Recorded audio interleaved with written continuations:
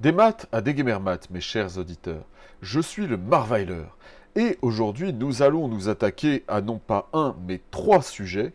Une triade que l'on pourrait appeler la triade de la terreur libérale. En effet, nous allons parler de sujets très sérieux, de 3 points du programme du Parti national breton, à savoir la peine de mort, l'infanticide et la contraception. Je parle de triade de la terreur libérale parce que aujourd'hui, s'il y a 3 sujets qui font, pourrait-on dire, suer à grosses gouttes un certain nombre de néolibéraux, et bien entendu aussi les socialistes, il s'agit bien de ces 3 sujets.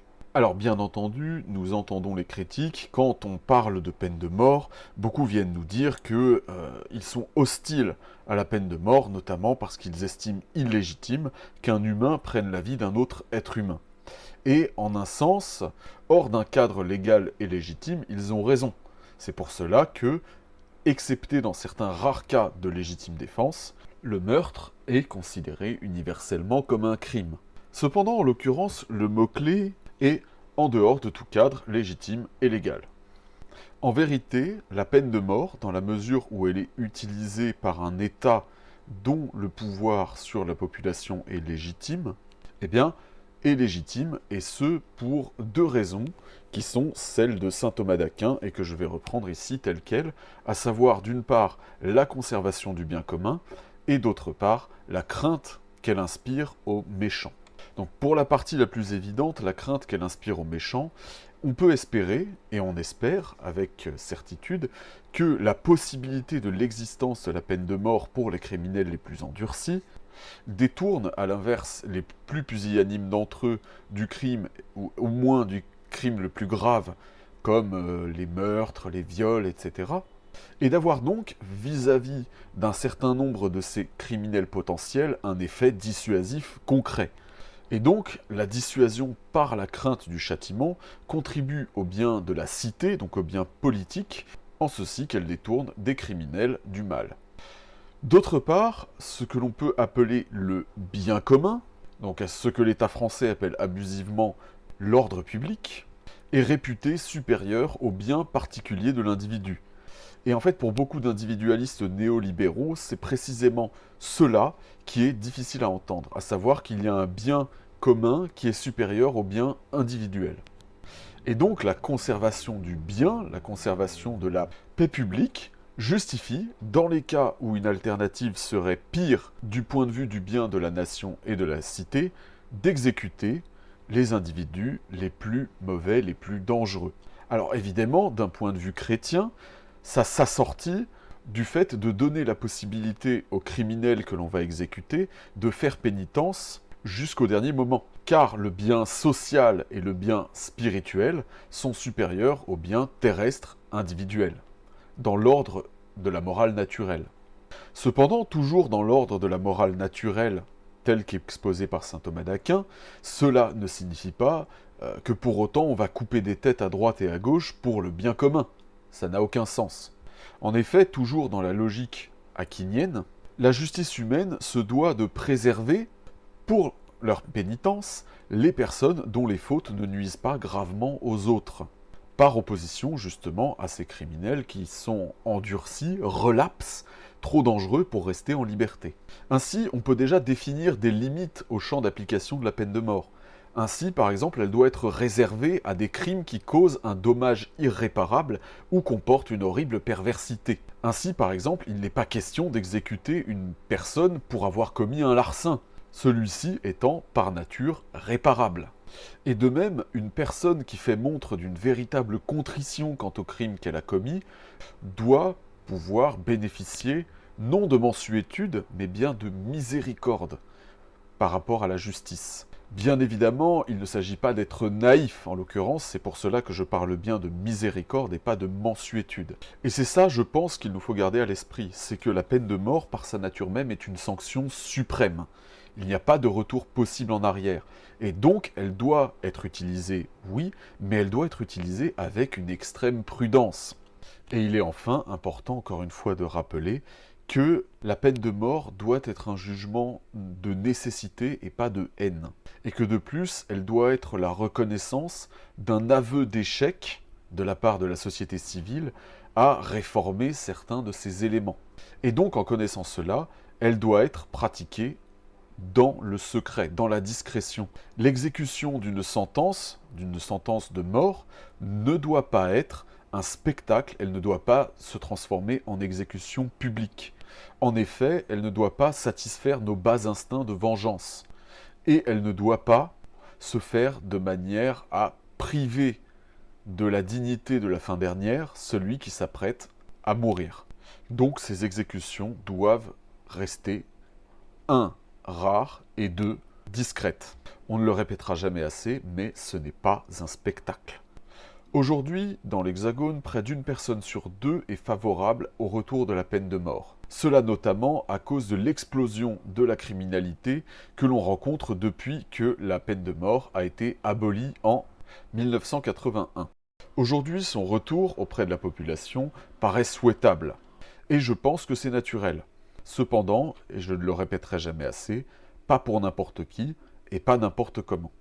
Dans les 10 dernières années, de l'application de la peine de mort en France, il y a eu 6 exécutions. En Bretagne, la dernière personne à avoir été exécutée par peine de mort l'a été en 1951 à Nantes, pour un crime commis à Angers. Et le dernier crime commis sur le sol breton et jugé sur le sol breton qui s'est soldé par une peine de mort, l'a été en juin de la même année, en 1951, à Saint-Brieuc. Autant dire donc qu'une restauration de la peine de mort en Bretagne équivaudrait probablement à environ une exécution tous les 20 ans, hors période très spécifique, bien entendu. Ce n'est rien, c'est très très peu. Mais c'est ce à quoi s'attendre dans l'absolu. Le fait est que la peine de mort sera peu utilisée, de par son caractère ultime, et qu'elle restera, très clairement, avant tout, un élément de dissuasion, et sera réservée aux crimes les plus horribles, comme par exemple pour cet homme exécuté en 1949 pour le meurtre d'une enfant de 13 ans, par étranglement. Voilà donc tout ce qu'on peut dire sur la peine de mort. Les deux autres sujets sont relativement liés. En effet, la contraception et l'infanticide, et la position qu'a le Parti national breton sur ces sujets, sont directement liés à notre politique de réarmement démographique. En effet, à l'heure où, face à la chute démographique, les lavettes de type Chesnay-Girard ou Kawissin ou d'autres ne proposent pour la Bretagne que l'importation de toujours plus d'immigrants africains, et idéalement les moins qualifiés et les plus violents possibles, pour faire le jeu des grands patrons, toujours à la recherche de personnes à payer le moins possible et à réduire en quasi-esclavage, le Parti national breton propose, au contraire, une politique de réarmement démographique et ethnique, c'est-à-dire qu'il veut inciter les Bretons et les Bretonnes à avoir des enfants bretons en Bretagne. Et pour cela, il se propose de respectivement mettre fin et limiter deux des plus grands fléaux du monde libéral moderne, à savoir l'infanticide, aussi appelé avortement, et la contraception. À l'heure actuelle, l'infanticide représente près de 15 000 enfants chaque année en Bretagne. Il s'agit dans une écrasante majorité d'avortements de confort, c'est-à-dire de mise à mort de l'enfant dans le ventre de sa mère, qui n'est motivé ni par une raison médicale, ni par une raison économique. Ces infanticides de confort représentent près de 80% des cas. Et oui, les deux types très courants de situations terribles qu'on nous agite comme des épouvantails pour justifier ces mises à mort, à savoir la pauvre mère célibataire et la femme qui doit porter l'enfant de son violeur, sont en réalité des situations, des cas très minoritaires. et absolument pas représentative des raisons pour lesquelles cette industrie de la mort tourne à plein régime depuis des décennies. En revanche, parmi les femmes avortant de leur enfant, on note une forte proportion, une forte majorité de femmes caucasiennes, européennes. Donc, en fait, dans la compétition démographique entre Européens et extra-Européens en Europe, la mise à mort de ces 15 000 enfants par an constitue un contributeur net au remplacement démographique, à la défaite démographique des populations ethniques européennes. Donc, dans une politique de réarmement démographique, dans une politique qui se veut fortement et fièrement nataliste, il est absolument essentiel de mettre fin à ce fléau qu'est l'avortement. Et je vous garantis là, mes chers auditeurs, que je parle autant en tant que catholique qu'en tant qu'ethno-nationaliste. Un nationaliste non-croyant a, comme je l'ai exposé, tout autant de raisons qu'un catholique de s'opposer et de lutter contre l'avortement.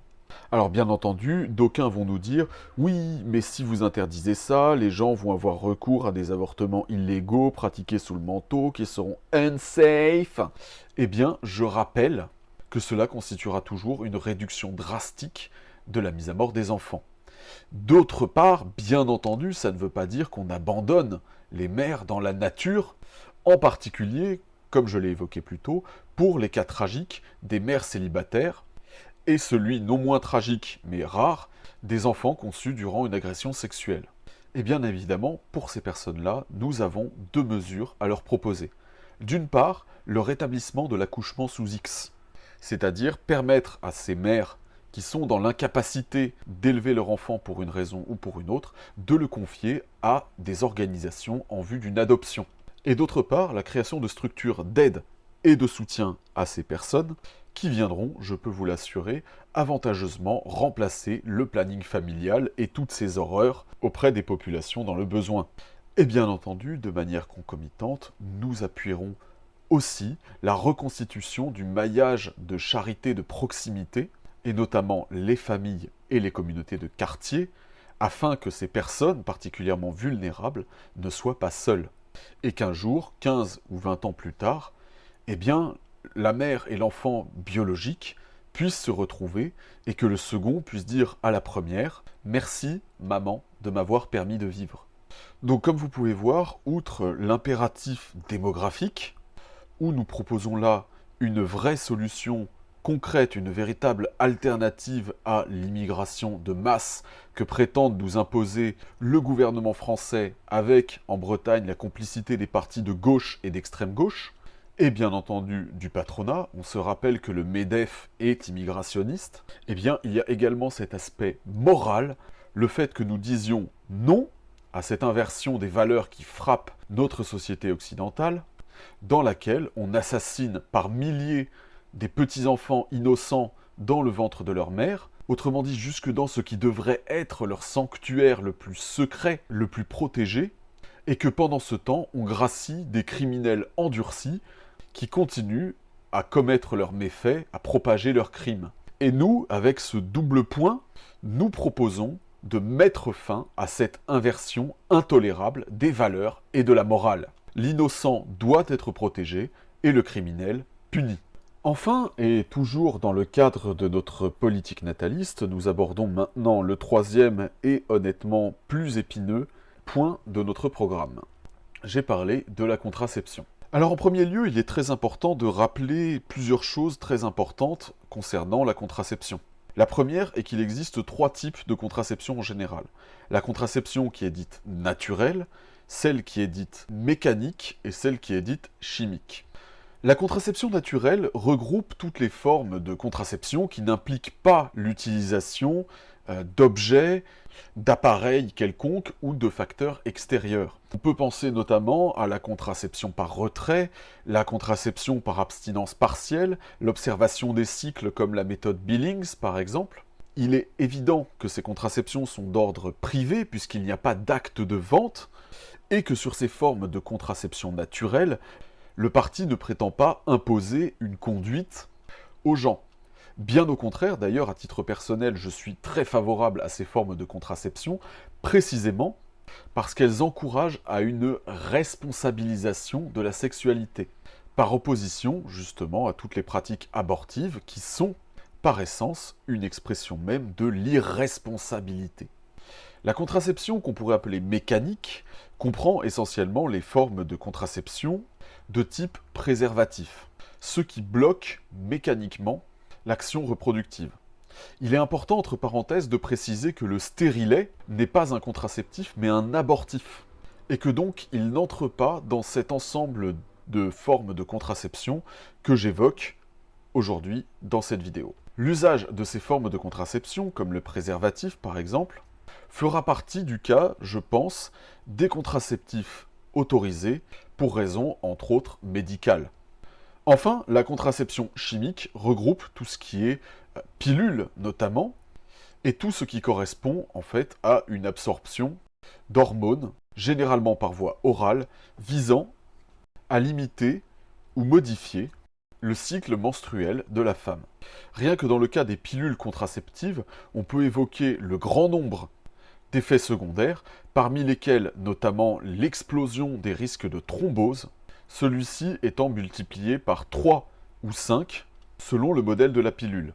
Celle-ci est également facteur de risque de diabète et peut également provoquer prise de poids, perte de la libido, migraine, dépression, baisse de la qualité de vie, pensée suicidaire, voire même cancer, et même spécifiquement risque de cancer du col de l'utérus.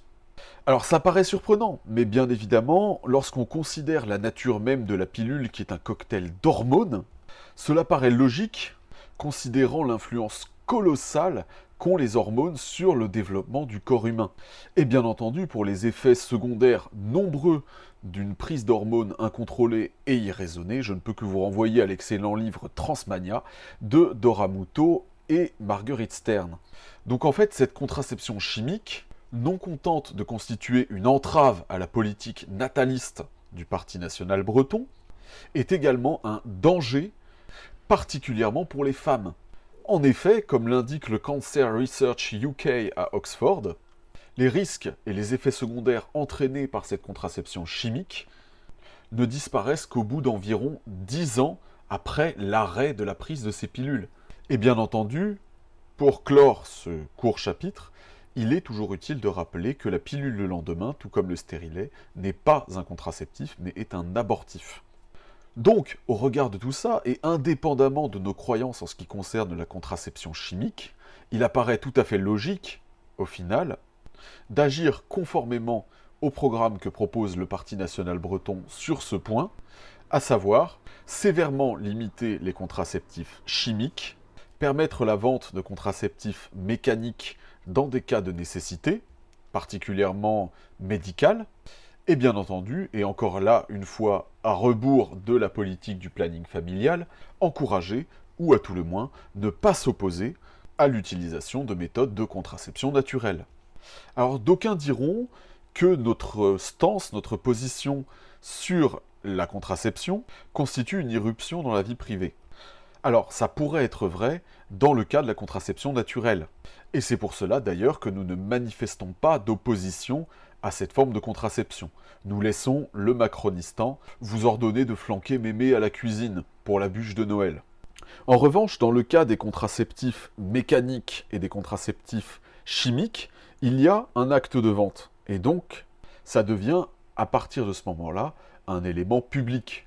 Parce que bien entendu, nous ne viendrons pas fliquer les gens jusque chez eux pour nous assurer qu'ils n'utilisent pas de préservatifs fabriqués à partir de tissus découpés dans de la toile ou de la laine, comme cela se faisait d'ailleurs il y a plusieurs siècles de cela. Mais par contre, l'État, et donc en particulier un État breton, aura tout à fait la capacité de légiférer sur la vente et la distribution de préservatifs chimiques ou mécaniques, dès lors que ceux-ci se retrouveront dans le commerce. Et à toute fin utile, il est toujours bon de rappeler que les contraceptifs, et en particulier les contraceptifs hormonaux, représentent un juteux business, puisque en 2021, le remboursement des contraceptifs hormonaux par l'assurance maladie aurait représenté près de 50 millions d'euros, et c'est sans compter les frais engendrés par la consultation et la prescription de moyens de contraception qui représentent près de 21 millions d'euros par an.